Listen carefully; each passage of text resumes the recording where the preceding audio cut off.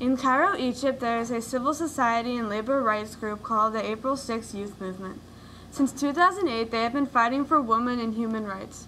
On most nights, they meet at the West El Balad Cafe to discuss campaigns, meet other helpful activists, and think together on ways to challenge Egypt's military government. A year ago, the 18-day revolution occurred in Egypt, working to take down President Hosni Mubarak. Even though Mubarak resigned, the rebellion has still not fully died down. Amal Sharaf, co-founder of the movement group, makes note that they are now fighting the military, not one president. So far, the group has seen no signs of improvement in women and human rights. Women are neglected in marriage, divorce, guardianship, custody, and inheritance. The youth movement works to protect against domestic violence and sexual harassment to women, and enforce the 2008 ban of mutilation of women's genitals. At this point, there are no female governors in Egypt, and women hardly have any voice in parliament. April 6 joined forces with Tunisia and Morocco, and soon after, Iran heard about it spreading.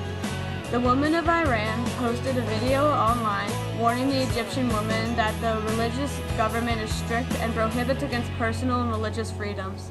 Many Middle Easterners call the members of the movement traitors. Sharaf says, "We shouldn't just sit and say that we are scared they will take our rights away. Instead, we should voice our concerns and make sure we will not let anyone step on our rights. Women's rights in Egypt were and will always be threatened by male-dominant society."